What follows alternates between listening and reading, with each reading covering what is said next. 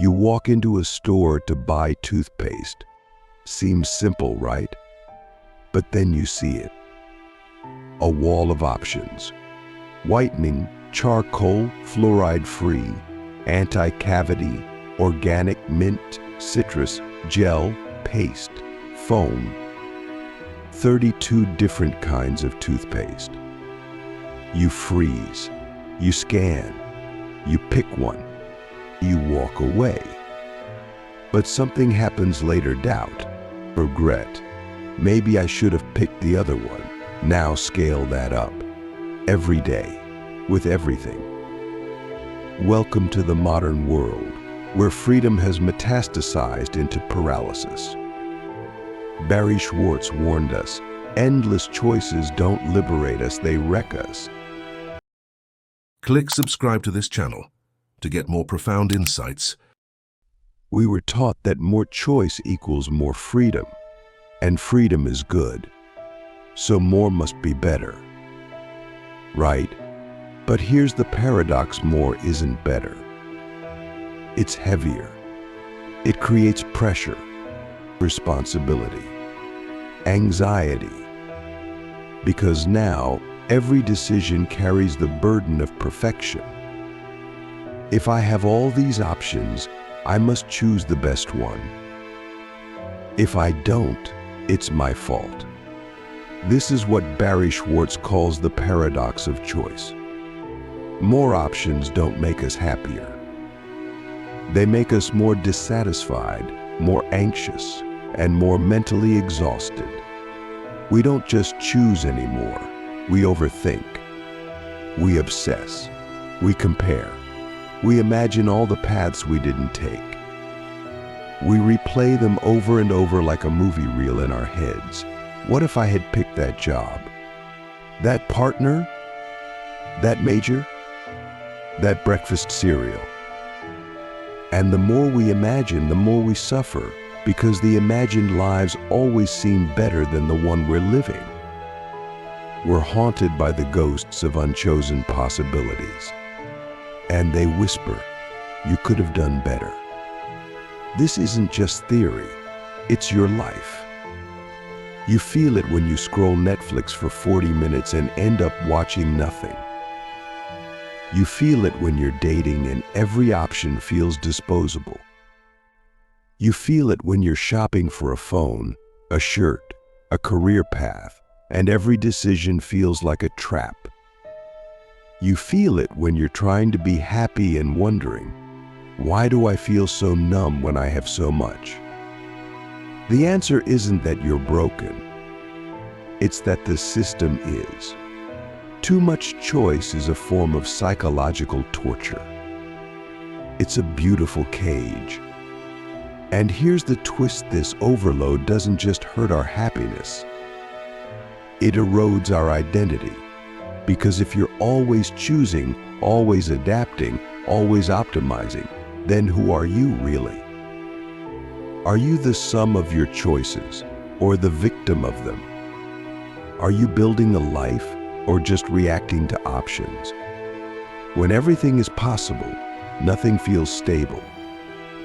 Nothing feels like home. You become a wanderer in your own life, lost in the illusion of infinite freedom. Barry Schwartz made it clear, the problem isn't that we have choices. It's that we have too many that don't matter, and not enough that do. The trivial drowns the meaningful. We agonize over which phone case to buy, but ignore the deeper question, what kind of life do I want to live? We stress over our coffee order, but never ask, what kind of person am I becoming? Endless choices distract us from the questions that actually give our lives meaning. And then comes the guilt. The deeper the sea of options, the more we blame ourselves when we're not happy. I could have chosen better. I must have done this wrong. But what if the problem isn't you? What if the problem is the architecture of your world? What if the very thing you were taught to worship freedom of choice is the thing that's quietly destroying your peace? Let's go deeper. In psychology, there's a concept called decision fatigue. Every time you make a decision, you use mental energy. And like a muscle, that energy wears out. By the end of the day, you've made hundreds, even thousands, of micro decisions. What to wear, what to eat, what to check, what to say, how to respond, what to scroll past, what to click. And by the time you get to the decisions that actually matter, how to love, how to create, how to grow, you're already exhausted. This is why rituals matter. This is why simplicity is power. Because every decision you eliminate is energy you preserve. Steve Jobs wore the same outfit every day. Not because he didn't care, but because he cared too much about saving his energy for what really mattered. Monks do the same. Artists, athletes, thinkers, they all simplify their choices to protect their minds. What about you? What could you eliminate, automate, or surrender to reclaim your clarity? But we don't want to surrender because we've been trained to believe that options are power, that the more we can customize, the more control we have. So we chase it. We customize our phones, our playlists, our diets, our identities. We become curators of our own lives. But the result isn't joy, it's exhaustion. Because curating is a full-time job. And no matter how much we tweak, it's never quite perfect. There's always a better filter, a better app, a better plan. And so we stay stuck in the loop of almost but not quite. And that loop is killing something sacred, our ability to commit, to choose and stay, to plant roots and grow deep. Because when there's always a better option, why settle for anything?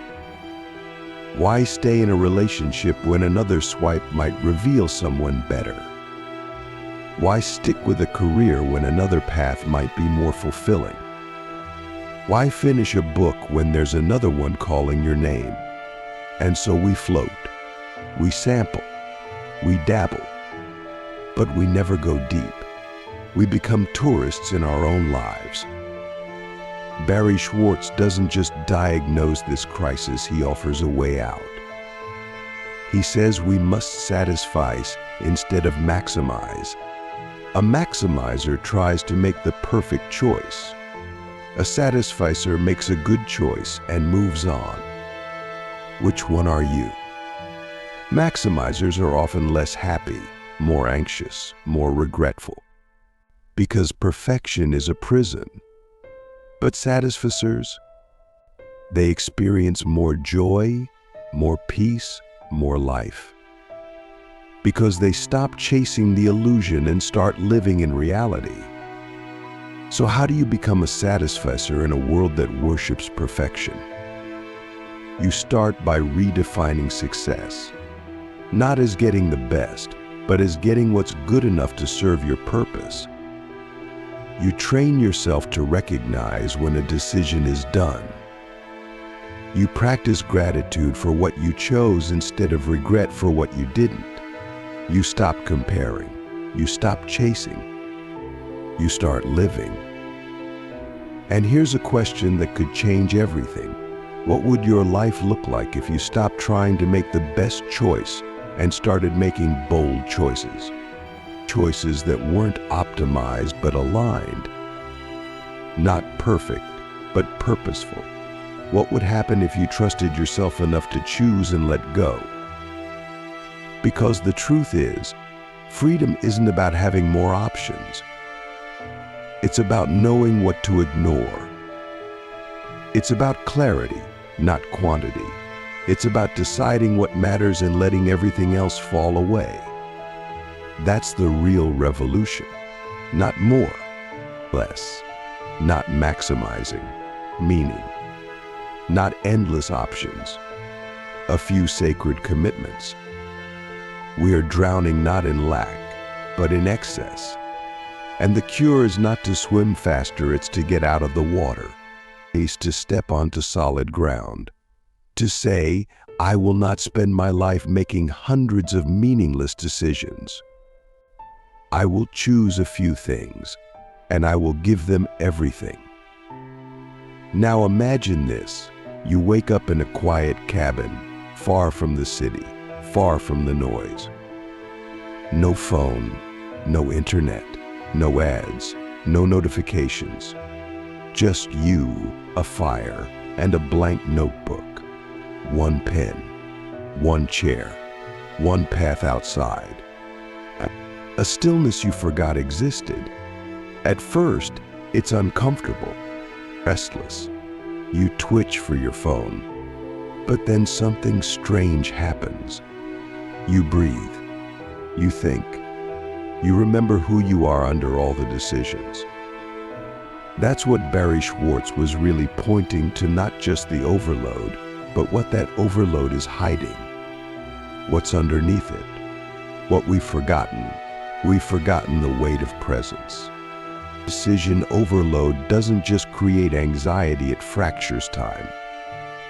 It pulls your attention into thousands of micro moments, none of which you fully inhabit.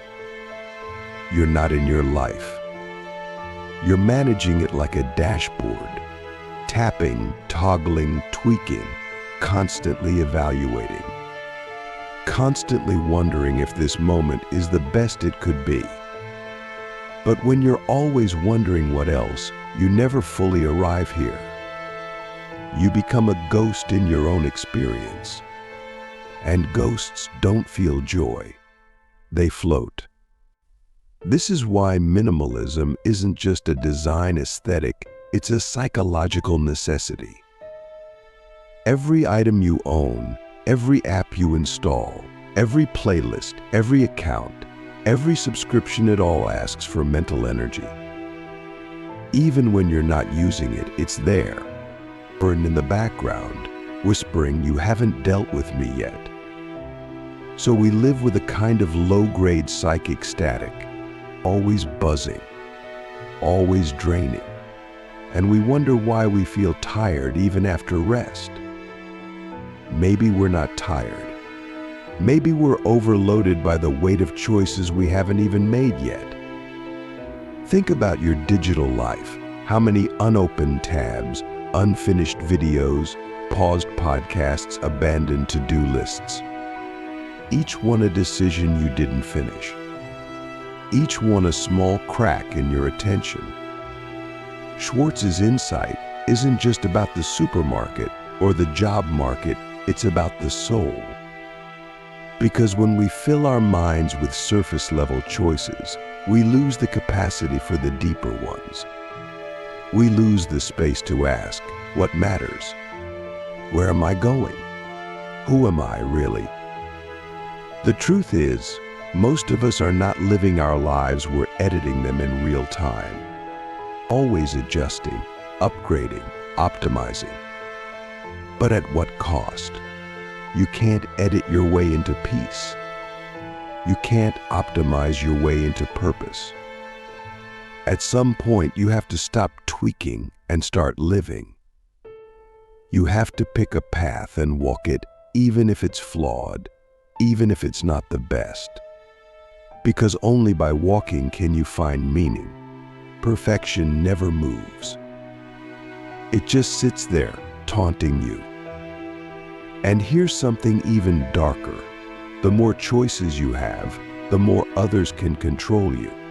Algorithms feed on your freedom. Every option they give you is a way to map, track, and shape you. You think you're choosing freely, but your choices are being predicted, influenced, nudged. This is the illusion of autonomy. 1,000 customized paths, all leading you toward the same distraction. The more you believe you're in control, the easier you are to manipulate. And choice becomes a trap disguised as freedom. So what's the way out? We begin by subtracting. Not just what's unnecessary, but what's unaligned.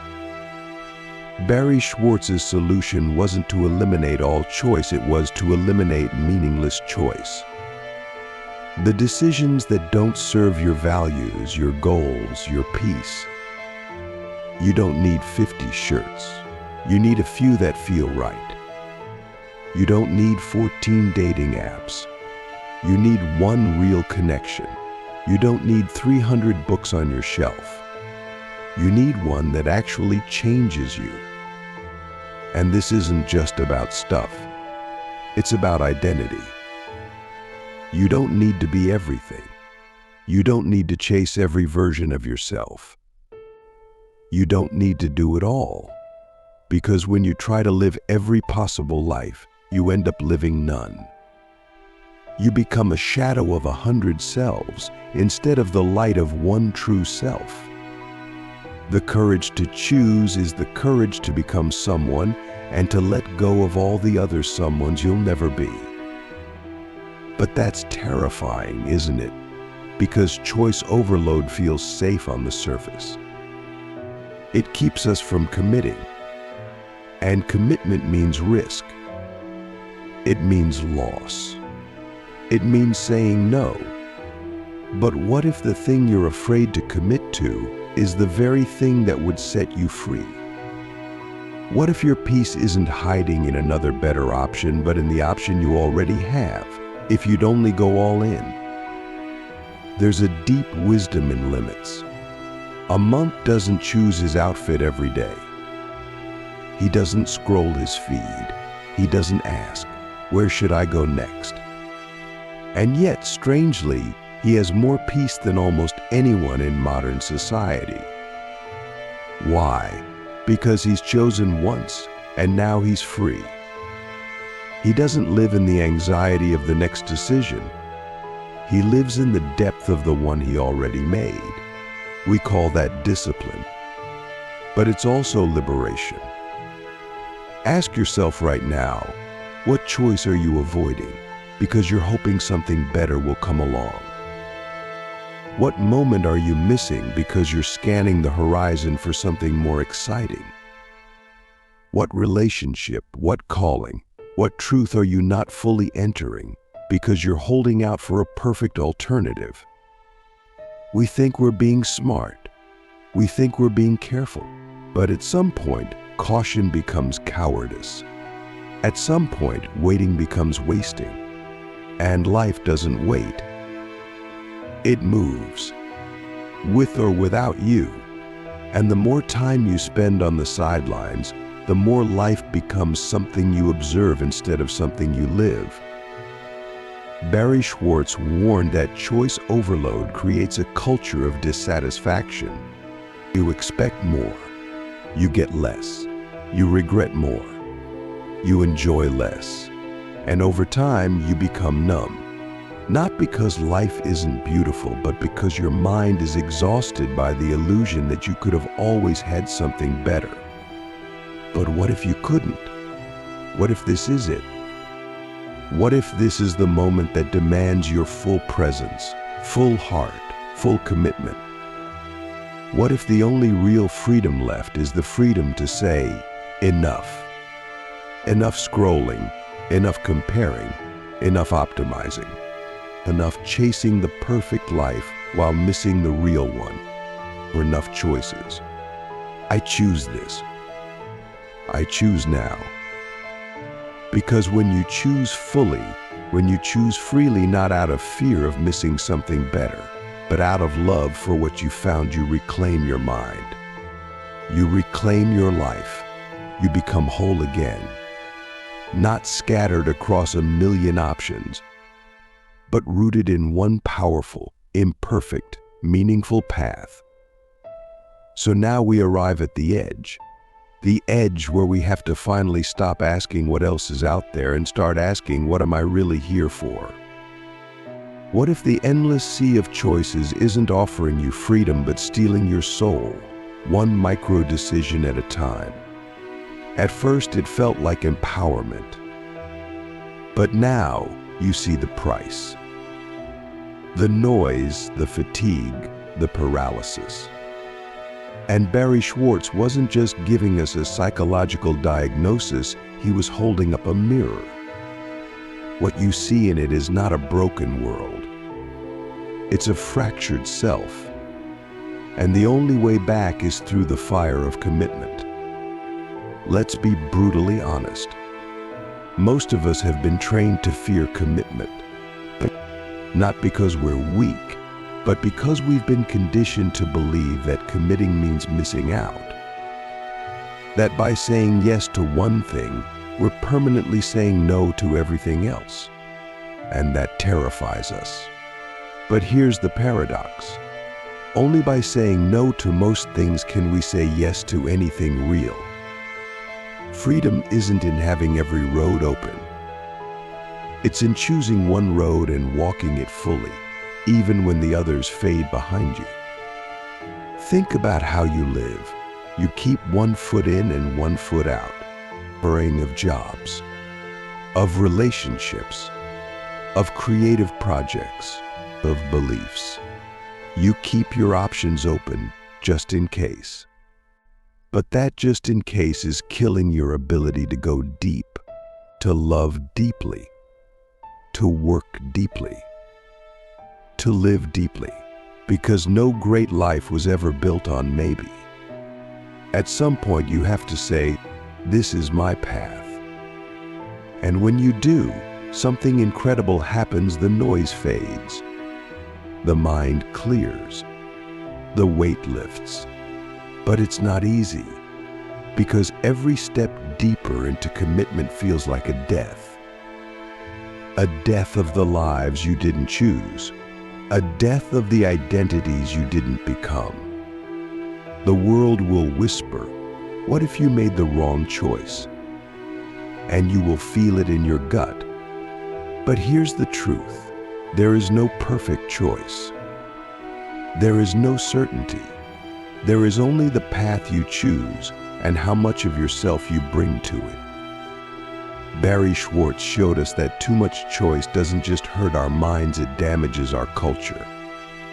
It creates a society obsessed with upgrades, not just of products, but of people, and of jobs, of homes, of selves. And when everything is upgradable, nothing is sacred, nothing is enough. So we keep swiping, keep scrolling, keep moving. And we call it freedom. But what if real freedom is the power to stop moving? Or to say, I don't need more, I need meaning. That's the word we've lost, meaning. Not pleasure, not excitement, meaning. And meaning doesn't come from having endless options. It comes from giving yourself fully to something, a cause, a craft, a person, or a vision. Meaning asks for sacrifice, for narrowing, for focus. You cannot pour your soul into 1,000 things.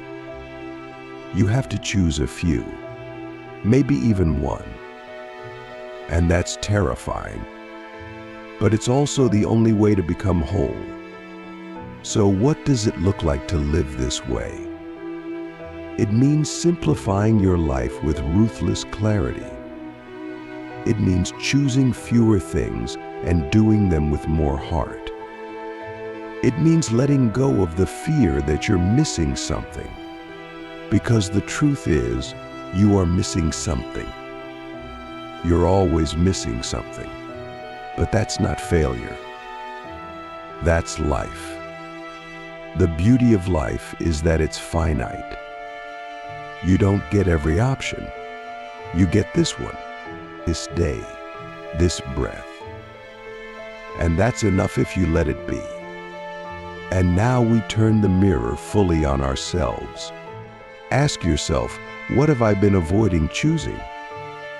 What path have I not walked because I was afraid of closing the others? What version of myself have I not committed to because I was waiting for something better? What if better never comes? What if this is your moment, and your refusal to choose is the very thing keeping you from the life you're meant to live? Let's go even deeper. Every time you delay a decision, you're practicing hesitation. Every time you overthink, you're training your nervous system to fear action. Every time you stay in limbo, you become more comfortable with uncertainty and more allergic to movement. And then one day you look back and realize you've spent years in the hallway, never walking through a single door. But there's another way. The way of clarity. The way of intention. The way of fewer, deeper choices. It's not glamorous. It doesn't go viral. But it's powerful. It's the way of the craftsman who chooses one tool and masters it. The way of the monk who surrenders distraction to find peace. The way of the creator who picks one idea and brings it to life. The way of the lover who says, "I choose you," and means it. So how do we begin? We begin by cutting, by letting go of the excess, not with guilt, but with grace. You don't need to feel bad for living in a world of choices. You just need to stop letting those choices define you. You are not your options. You are your commitments. You are not your preferences. You are your presence. And the more you simplify, the more powerful you become. Start small. Choose one habit to commit to, one value to embody, one project to finish, one person to love without holding back. And then build from there. Build a life where your energy flows like a river, not a spray. Build a soul that knows how to say, "I've chosen. I'm here.